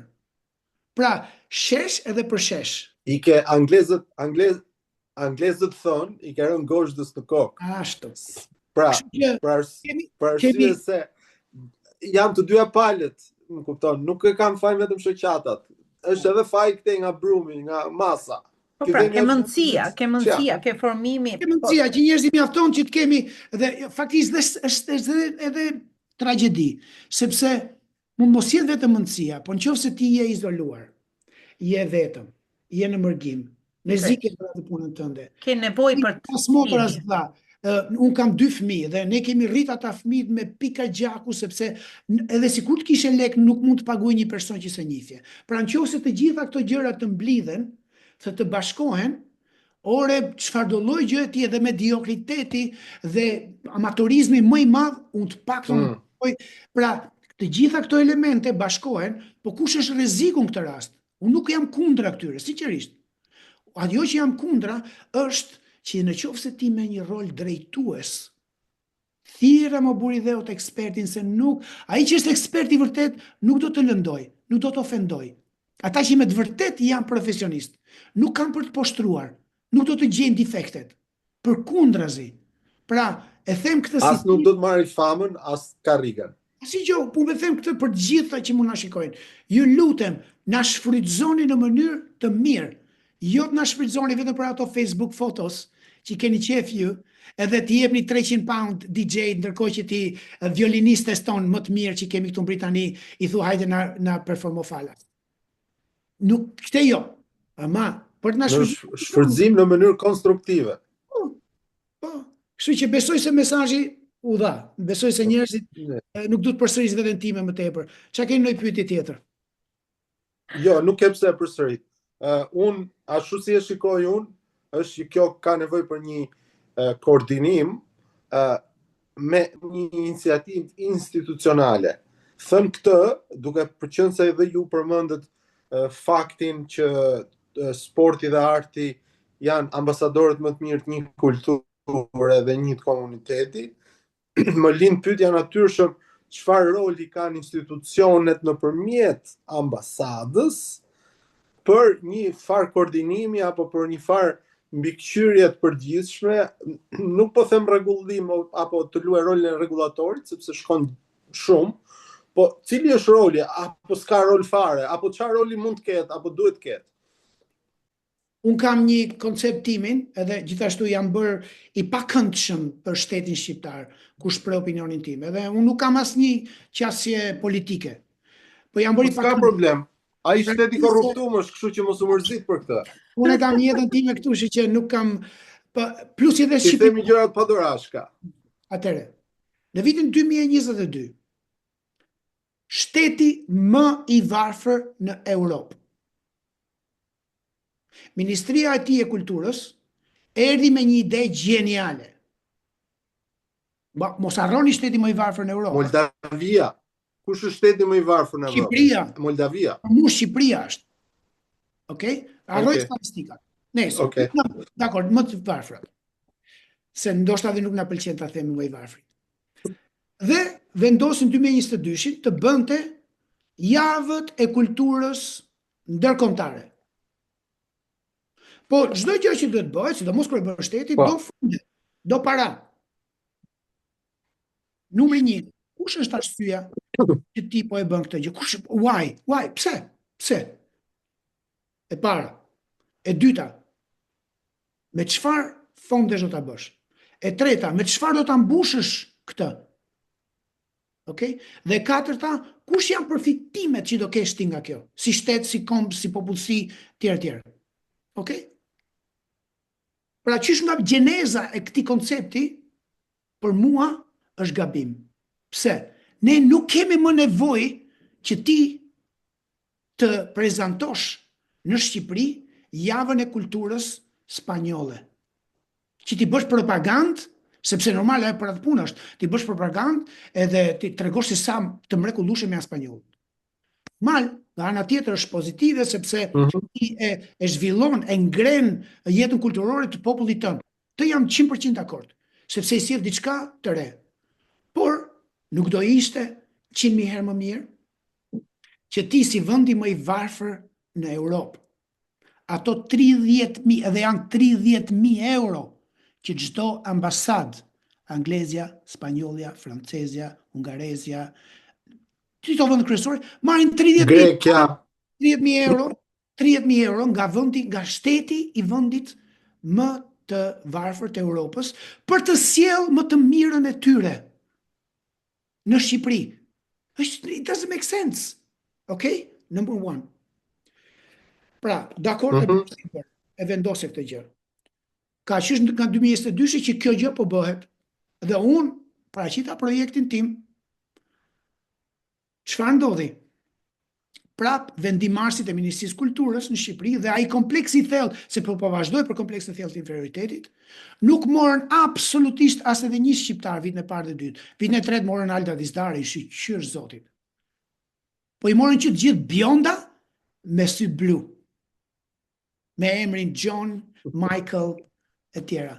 Njerëzit që ne njohin se ne në industrinë e artit jemi, njerëzit më mediocre, ndoshta, jo të gjithë, të kategorisë 5 këtu në Britani. Dhe i sollën në Shqipëri për të bërë këto evente.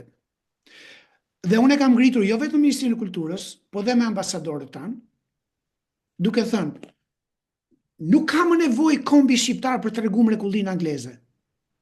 Sepse nuk është çudi pse në 2018, 2022 që morën erdhën 16.000 shqiptarë në për kështu. Nëse ti e bën një gjë, do të shikosh rezultatet. Si ka mundësi që ti si shtet po investonke se sa parajse madhe është Anglia, duke sjellë më të mirën e Anglisë në Shqipëri, dhe pastaj thushi, sa keq, pse po emigrojnë shqiptarët? Ti do të bësh të kundërtën. Do 30.000 euro jepi ambasadës shqiptare ose ambasadës shqiptare në Berlin, në Bonn, në Londër e tjera. Pra është qëllime që kanë ato se ndoshta ajo është qëllimi atyre. Pra, po ne duhet ta themi ama, sepse unë jam i sigurt që unë mund të jem personi i parë o i vetëm që e ngre këtë temë. Të gjithë tjerët, prap koncepti inferioriteti, ose frik nga shteti, nga qeveria ulin kokën, e din shumë mirë që kjo është gabim. Është 100% gabim. Dalë ke pyetja e Endrit, që çfarë mund bëj ambasada si... Për një cop rrog. Po ti japësh ambasadës tonë 30.000 euro për të bërë javën e kulturës shqiptare. Dhe unë 2 vjet rresht me fondet e mia. Edhe nuk po flasim pak fonde, 40.000 pound fonde. Nga fondet e familjes, nga buka fëmijëve të mi. Dhe të 2 vjetë ka dështuar java e kulturës shqiptare. Pse ka dështuar? Se qelbet peshku nga koka, i thon muhabetit. Kur vinë ata zyrtarët shqiptarë të Ministrisë Kulturës, edhe më çojnë mu listën e artistëve të riformatuar 10 ditë përpara se unë kisha përnotuar teatrin këtu 6.600 pound teatr. Duke mos e kuptuar që ne nuk funksionojmë. Nuk ndërruan listën Si? 10 ditë përpara. Po më? 10 ditë para ndruan listën. Në datën 5 Ka rëndësi, qoftë e 2 javë.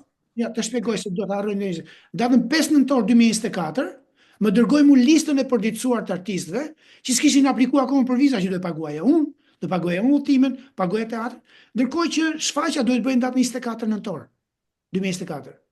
Po e njëjta gjë ndodhi dhe në 2025-ën. Pra, tregon një paformësi të zyrtarëve të shtetit tonë. Është një, çfarë them unë, një provincializëm i pashpjegueshëm, që ti nuk mund të kërkosh në vendin, një nga vendet kryesore, se unë nxorra një lajmërim timin. Londra në çdo javë ka 800, po di që thon 800 spektakle profesionale të teatrit. Harroj muzikën klasike, harroj jazzin, harroj filmat. Vetëm filma janë 250 një javë. Pra këtu po flasim nga diku ke 200.000 deri 1.5 milion persona që angazhohen, që argëtohen, po flasim, nga arti dhe kultura. Ndërkohë që ti nga Shqipëria, ti jepet mundësia nga një supermarkes si Tomor Kokona, që po jep në institucionin ton 40.000 pound, edhe po e them këtu publikisht. Dhe ti vonon për të firmosur kontratat, edhe i thu Tomor Kokonës, Tomor, po ne nuk firmosim kontratën tënde, do firmosim kontratën tonë. Po ti jap lekët. Si do firmos kontratën tënde, ndërkohë që lekët janë të mijat? Kësa i thonë si puna asaj që me qenë një person ke dyqani jot, edhe ti jo vetëm që nuk i jep pantallona, po i merr edhe një 50 pounds. Që s'ka logjik. Është më së normale të marrin meritën.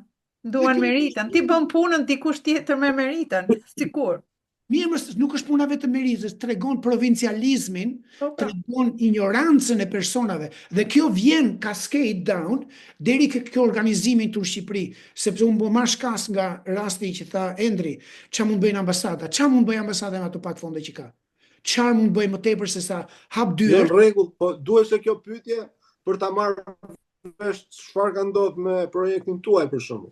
Po një projekt nuk është qëllimi im që të etiketohet ambasada domosdoshmërisht, por duhet ta ngrem si problematik që ta themi që nuk kam fonde. Kur s'kam fonde, po, s'ka çfarë bëj. Nuk punon dajra kur. Unë ndërkohë që unë jam shumë i lidhur me komunitetin spanjoll, edhe me shkollat gjuhës spanjolle e tjerët. Nëse në shkollat e gjuhës shqipe prindrit ankohen në një tjetër, se është dhe një kulturë e krijuar e viktimizimit. Gjithë, s'kemi lek një tjetër, ndërkohë që marrin një paketë cigare për 15 pound. Edhe s'kan lek paguajnë 5 pound për mësimin e gjuhës shqipe për fëmijë. Janë gjëra që duhen thënë. Okej? Ne të gjitha kemi filluar. Jo, patjetër duhen thënë. Kam marrë në Angli, më është dashur paguaj shkollën 12.000 pound në vitin 1994. Bëja 3 punë.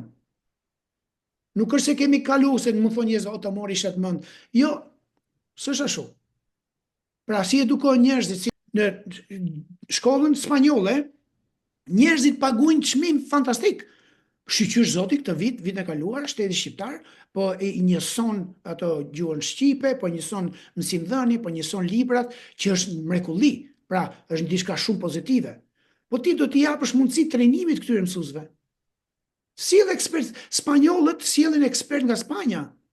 Ata bëjnë provim mësuesit e gjuhës shqipe, spanjollët që janë këtu. Nuk vinë persona që kanë bërë një shkollë të lartë. Normal, mund bërë një shkollë të lartë, po ajo nuk të jep ty mundësinë. Plus si mos flasim pastaj se shansi im, i mirë dhe i keq, është që unë jam brenda këtyre shoqatave. Me një, si ta them shoku jon, njerëzit nuk e kuptojnë ndryshimin midis nacionalizmit dhe patriotizmit. Është një ndryshim kolosal.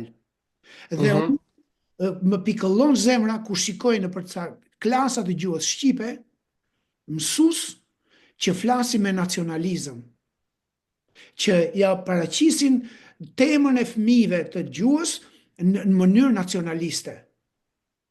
Nuk mund të bëhet gjë e tillë.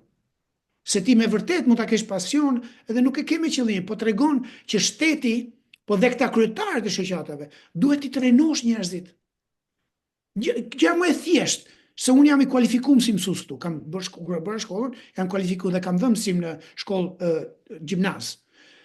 Që do të thotë, ti si mësues nuk mund të jesh përpara fëmijëve, të kesh 20 fëmijë përpara, dhe gjatë gjithë kohës të bërtasësh. Tregon do aftësia pedagogjike specifike. Po shiko, po sepse këta që i drejtojnë të shkolla nuk kanë idenë fare nga pedagogjia. Pra, ka shumë, këto janë disa nga problemet. Pra, unë po e them, unë jam shumë i hapur, njerëzit diskutojnë tuk e grupi juaj, me çoj mesazhe personale, normal ata që do më humbin kohën, unë i bllokoj edhe s'do më humb kohën, se kam shumë gjëra më të rëndësishme për të bërë. Por jam shumë i hapur që të bëj një konferencë pankombëtare për kulturën dhe artin shqiptar. Të bëhet tu në Londër. Unë kam bërë ca përçave për ta bërë Maqedoni Veriut, ka probleme tjera atje. Pra që do të thotë, në qoftë se ne bëjmë një gjë të tillë, besoj se diçka do dali. Po të paktën të fillohet diku. Sepse diaspora ka qenë promotori kryesor. Sipas informacionit dhe eksperiencës tuaj, ka një hapësirë, një ndasi, nuk du ta thosha përçarje, po një veçori ndërmjet shqiptarëve të Shqipërisë, shqiptarëve të Kosovës, shqiptarëve të trojeve tjera, janë të inkorporuar, të gërshëtuar në një blok të vetëm, apo operojnë si dy koka paralele? E ngrit një temë shumë të përafërt pranë zemrës time. Unë, kur kam marrë në Angli në 1994, nuk kishte shumë shqiptarë Shqipërisë. Kështu që shumica shqiptarëve ishin të Kosovës. Dhe ata hapën zemra, dyert dhe janë miq të mrekullueshëm të mit. Qysh në atë kohë. Fati i keq, po dhe i miri i joni është që ndodhi lufta. Dhe ajo na bëri neve të bashkoheshim dhe më shumë. Demonstratat, fondet që ngrinim, vajta ke Tony Blairi, denja aty me parulla para asaj Downing Street, e gjitha na bën që ata ta shikoni, sepse ata s'na kishin parë ne, s'kishin jetuar me ne. E vullnetarët që shkon shqiptarë të Mërgatës, flas për këtë në Britani.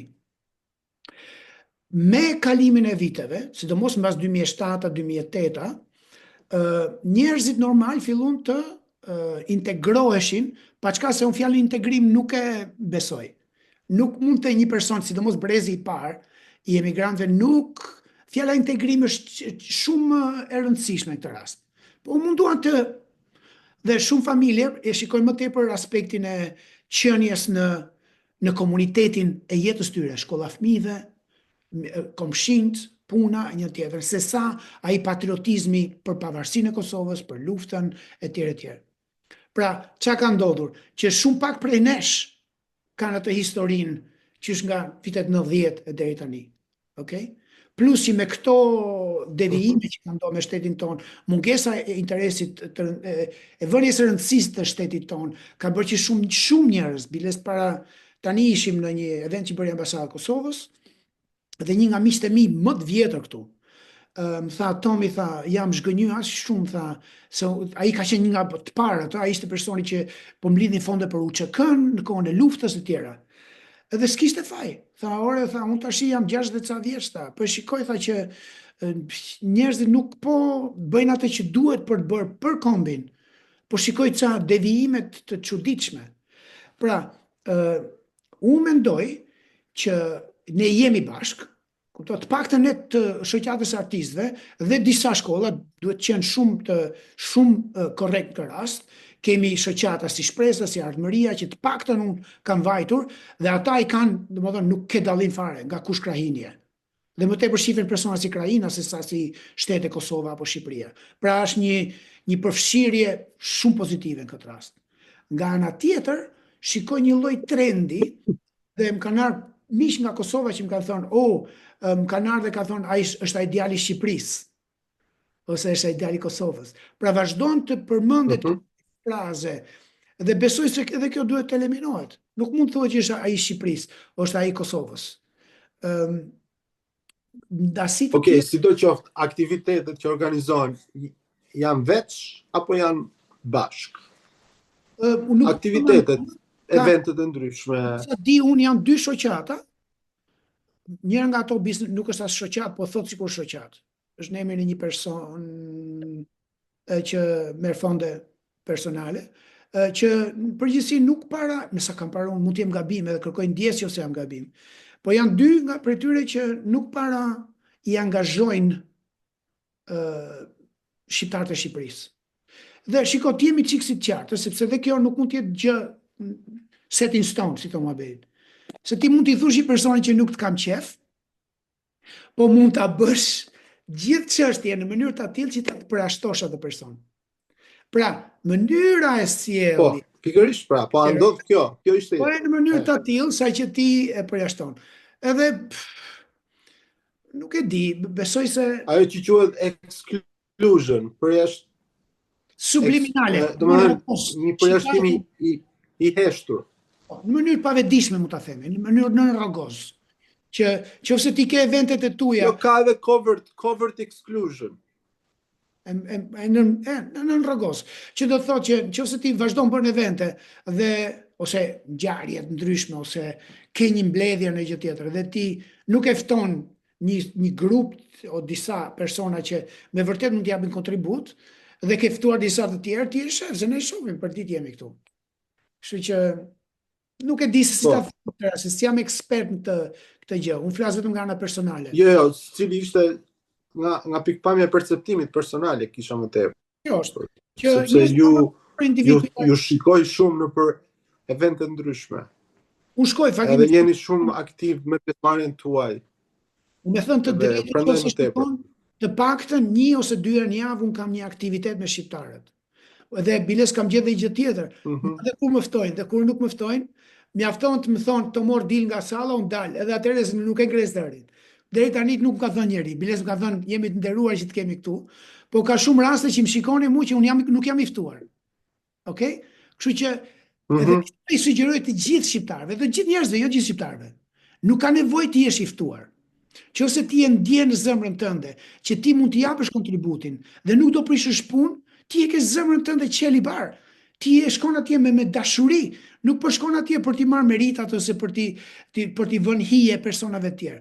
Kështu që metodologjia ime i kam mësuar dhe të 2 fëmijët e mi, edhe bashkëshorten time, po që e kam të reduktuar kohën, që ne unë kudo shkoj më shihni mu shfaqje filmash, krime, biles i uftoj të gjithëve këtë të martë, në datën 14 prill, po sjellim këtu në Londër Florian Vlashi në ambasadën tonë.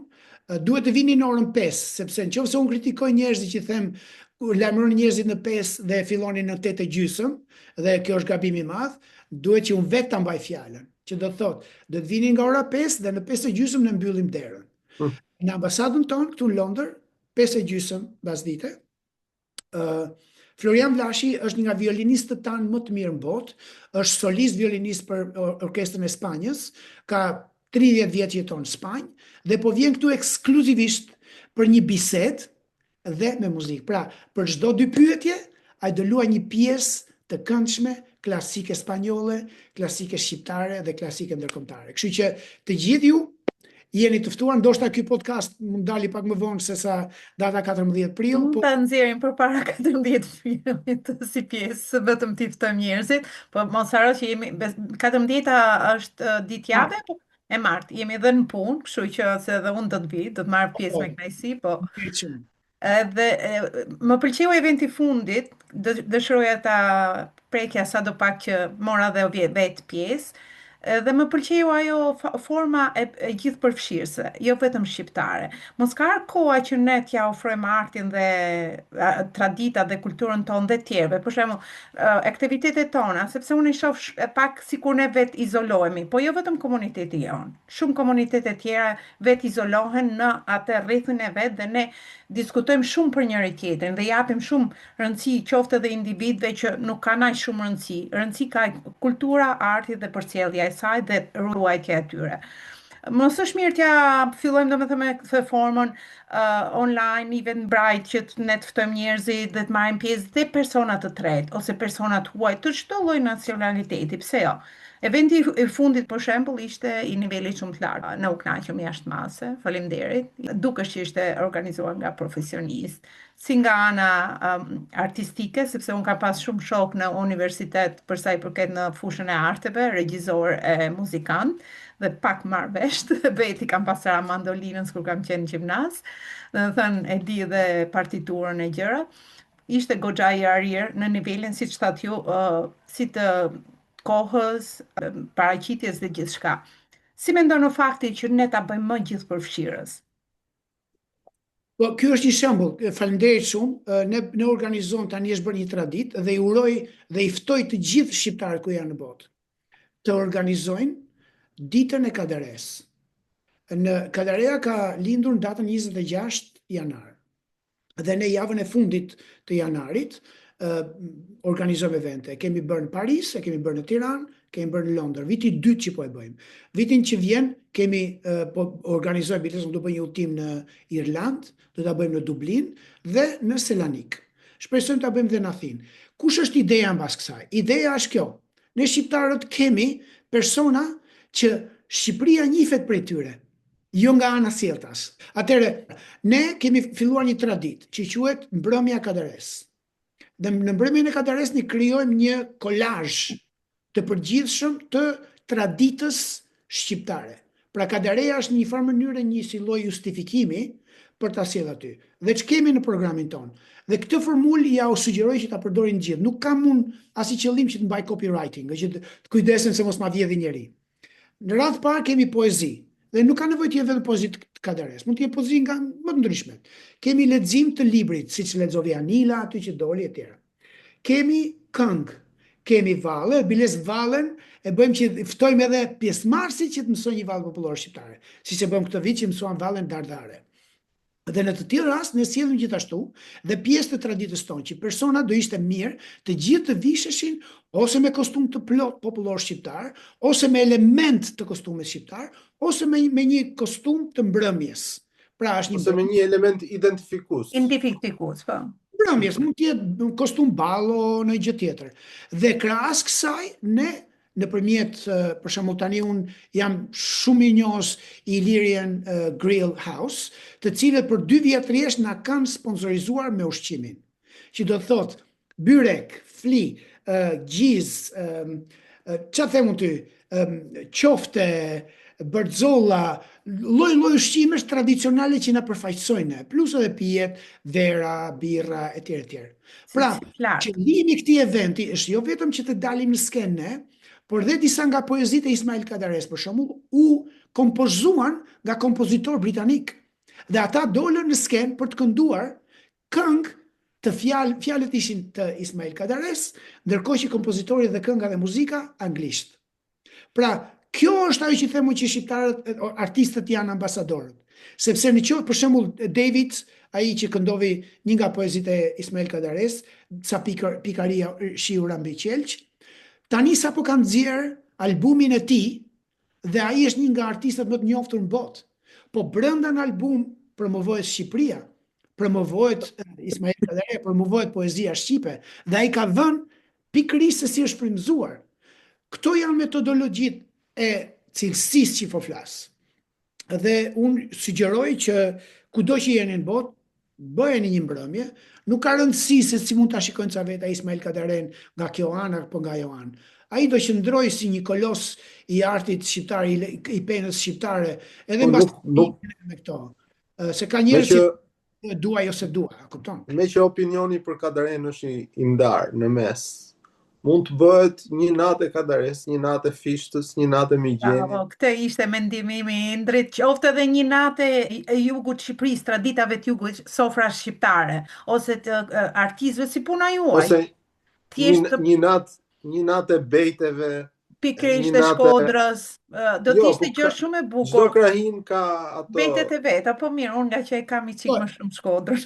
E rëndësishme është kjo që si ide Unë atë qëllim kisha, që të përcjellet në mënyrë jo vetëm qoftë një person, një individ gjithmonë të marrë fokus, gjithë kultura dhe tradita e Shqipërisë. Njerëzit nuk e njohin mirë. Që t'ja shpjegoj sepse si ka ardhur tema Kadares, jam dakord me këtë, dhe kam dy gjëra për thënë. Tema Kadares ka ardhur sepse Britania ose Skocia kanë Robert Burns. Robert Burns është poeti më i madh skocez i mesjetës, që ka shkruar poema për dashurinë, është përkthyer në gjithë gjuhët e botës.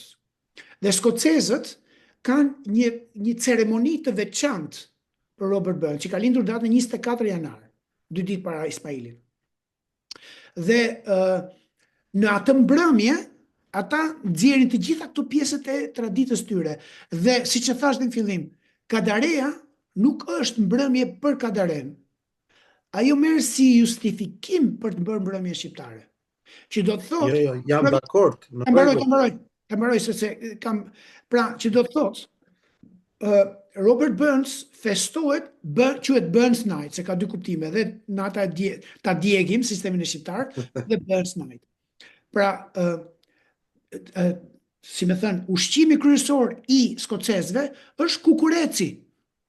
Dhe ata kanë ndërtuar në gjithë, kudo që ka skocezë në përbot, kudo, dhe ka shumë skocezë, ata në atën e Burns Night e festojnë në pub, ose në për sallat e tyre, dhe i quajnë Burns Night, vishe me kostum popullor, marrin shpatat, edhe flasin një fjalim, recitojnë një poezi, edhe tani do nxjerrim ushqimin ton tradicional dhe presim me shpat kukurecin. Pra, si e ka shndruar ata, dhe ne e morëm si shembull këtë për ta treguar shqiptarin, jo një person.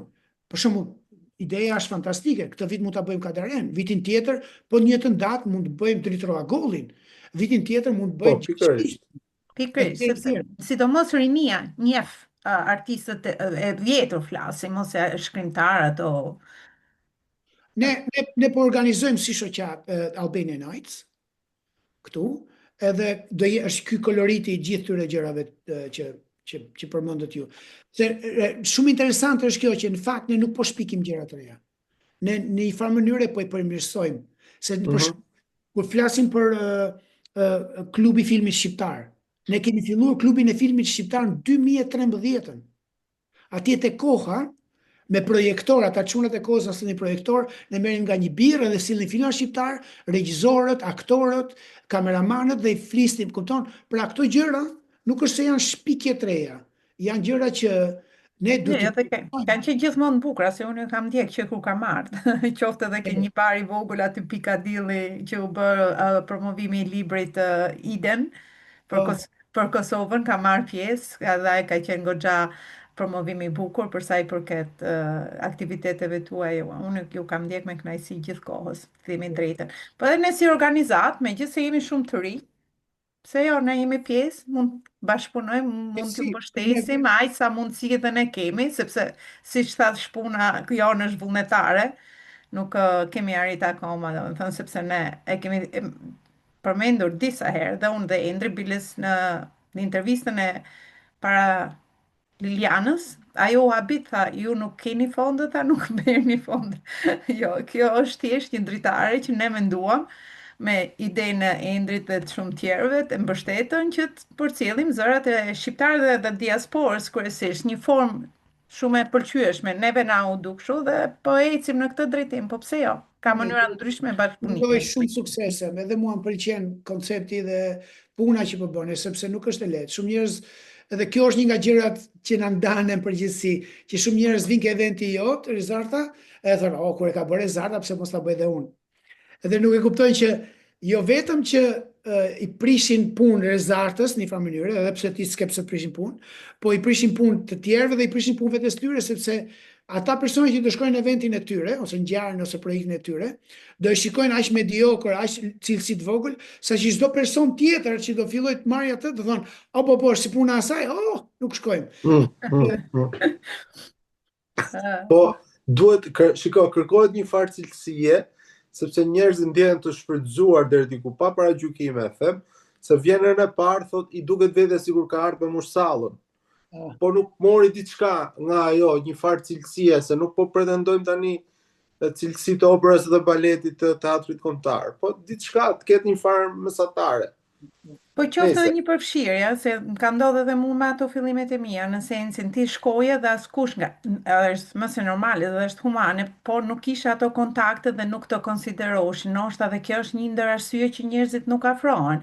Domethënë kur krijon siç ishte dhe eventi fundit që organizoi Tomori, ishte gjithë përfshirëse, nuk kishte problemi se kë një kës një. Tomori për shembull mori disa persona nga salla dhe i bëri të kërcejnë. Kjo është forma, nuk ka dalë forma e leadershipit të një ose disa personave. Duhet jetë edhe eventi, mendoj unë, gjithë përfshirës, që ti të ndjehesh e përfshirë, qofse ka ardhur nga shumë pak në Angli ose kudo që t'jesh, ndjehesh e përfshirë, kualiteti i eventit dhe njerëzit vinë, sepse shqiptarët e duan artin, shqiptarët e duan të bukurën. Dhe pse jo? Po, okay. Tani, që ta përmbledhim me pak fjalë.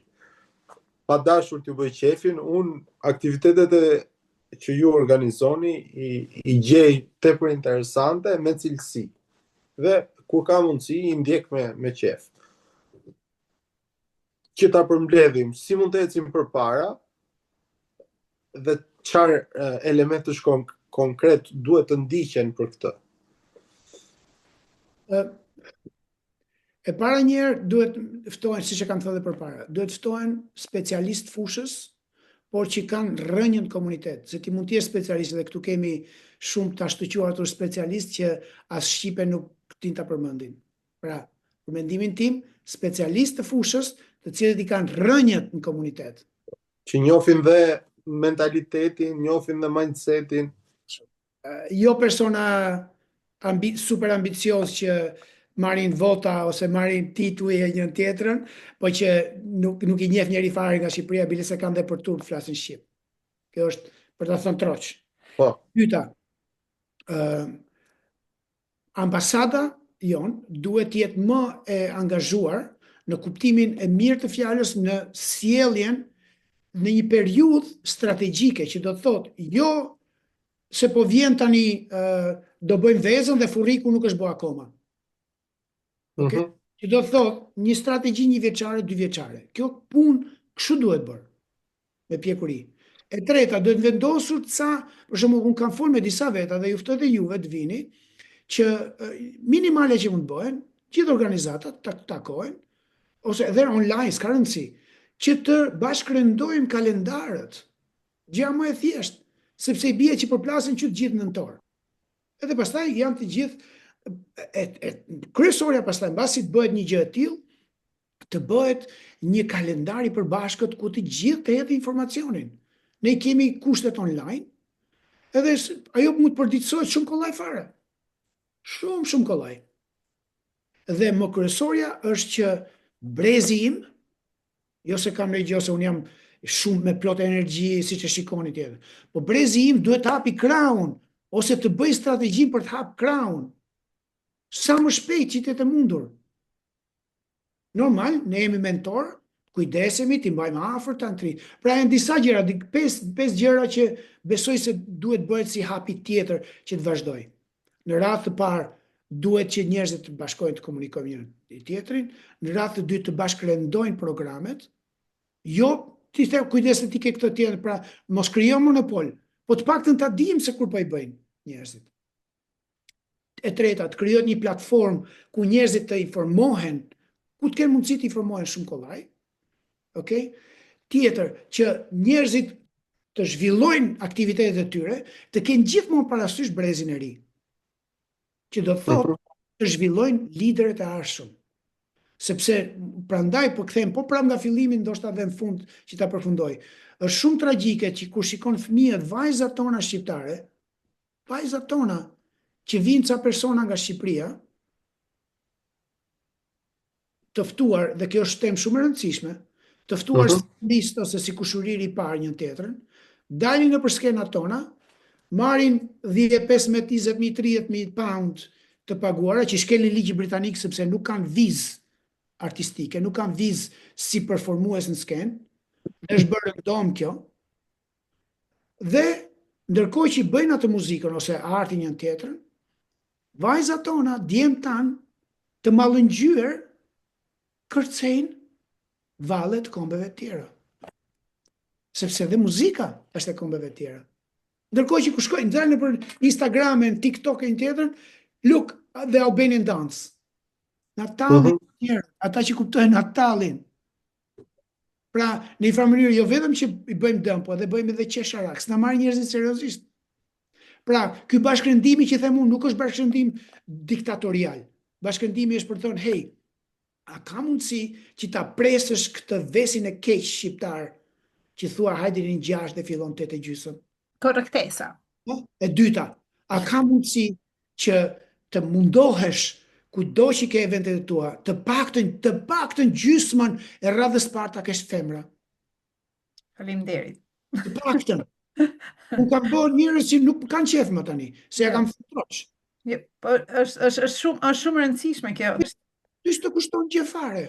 Ti të kushton gjë fare, mos e bllokon radhën e parë edhe ti përpret. E treta, a ka mundësi që të krijosh pak më shumë respekt për veten, duke mos sharë kombi. Unë nuk kam dëgjuar në italian ose spanjoll të flasi keq për Spanjën ose Italinë. Nuk kam dëgjuar një. Unë shkoj në Spanjë paktën 10 herë në vit. Shkoj në Itali paktën 12-13 herë në vit. Nuk kam njëri që të thotë kombijon, jemi të poshtër, jemi të këqij njëri tjetër. Flasin gjëra të tjera. Këto janë bashkëndimet që mendoj që nuk e kushton gjë njëri dhe nuk besoj që të kundra asnjë njeri. Këto janë gjërat që mund të bëni një konferencë për bashkë komunitetit, mund të bësh një bashkë diskutim, mund të bëhet një pyetësor. Këto janë që këtu është fillimi, do kohë, normal që do kohë. Do fonde, pa fonde se nuk folën për fondet, pa fonde kjo gjë nuk mund të bëhet. Po ka fonde sa të duash. Dhe ne kemi bizneset atilla që i japin parat sepse e kanë çunin e tezes ose e kanë nga krajina atyre dhe e ka dhënë qeleshe. Edhe nuk e din ata shkesa i biznesi shkreti punon tullallaç atje, kanë mezi e kanë ndërtuar me gjak, atë ka 20 punëtor, 50 punëtor sa ka. Ai atë do të rikujtoj atë traditën e vet. Po nëse ti si jashtëqendror ekspert i jep diçka sikur është e traditës vet, ai atë do marri. Kështu që nuk është se nuk ka. Problemi është që nuk kanë besim më njerëzit tek ne. Kanë humb besimin, sepse thonë ama se të mori bën eventet e veta, i sosi që bën edhe ai X-i atje. Ndërkohë që kur vin ke eventet e mia, thonë, "Ua!" Ose ka njerëz që vinë ke eventet e mia, mbas eventit, më thonë, "Të kërkoj shumë ndjes që erdha 5 minuta me vonesë." Se eventi ka filluar. Ka filluar, nuk ka më numra aty. Kupton, shi që Domethënë, hapi parë është një rrjedhim ndërmjet organizatave në Angli. Bashkërendim. Pastaj mendon të krijohet në Europë? Po, shiko, ajo do vi, normal që do vi dhe në Europë, në botë, etj, po se ne shqiptarët dihet që nuk kemi qef të jemi shumë të lidhur, shumë të mbyllur, gjithë duhen të jemi lidera. Kështu që mendoj, po të krijohet në Britani me ndihmën e 2 ambasadave, në kuptimin e mirë të fjalës, që ambasadat bën interlokutori, po që të jenë komplet pavarësi që janë, me thënë drejtën, me qenë, unë kam tu i kam prit dhe përcjell gjithë ambasadorët, nga 94 deri tash. Kështu që ka shumë hapësirë për të përmirësuar dhe unë mendoj që kjo mund të jetë si platformë. Okej. Shumë e rëndësishme mbështetje. Artistët pyetja fundit, paktën për mua. Artistët e rinj që kanë nevojë të provojnë talentin e tyre dhe të integrohen në industrinë e artit. Si mund t'ju kontaktojnë dhe si mund t'i ndihmoni? Para jam kërkoni mu me emrin Tomor Kokona, book, ose në Amazon e tjera. Dhe libri im, siç e thash, është tamam doracak, të merr nga A-ja deri tek Z-ja e ndërtimit të karrierës në industrinë kreative, po dhe një biznesi o në gjë tjetër. Pra është ndërtuar në mënyrë të tillë, janë 35 vjet eksperiencë që kam dështuar shumë herë, po kam fituar dhe shumë herë. Kam punuar me institucionet më të rëndësishme të botës, duke filluar nga Opera Mbretërore Britanike e duke përfunduar te Shpresa Program, kur i thon muhabetit. Ke punu për home office, edhe unë jam trajnuesi home office-it. Mu për ndryshe di si më quajnë. Mu am quajnë artisti i cili ka trajnuar policët, oficerët e home office-it britanisë. Pra mund të kontaktojnë gjithë social media, unë i përgjigjem njerëzve kur kam kohë, se jam edhe shumë bizan. Po për artistët e ri, do thoya që është një profesion jashtëzakonisht i vështirë. Dhe këtu lidhet po prapa shpërblimi që artistët duhet të kenë. Mua më vin, po vazhdon biseda, po më vin raste që ja u tregova që ka pagu 20.000 pound për atë dhe artisti në kërkon falas. Okej? Edhe akoma dhe sot e kësaj dite, dhe një shoqat, që është një shoqat shumë e rëndësishme. Edhe mund të themi që ajo shoqata, mund të jenë shoqata e antarëve të shoqatës, të cilët bëjnë më shumë lekë se çfarë lloj shqiptari tjetër këtu në Britani.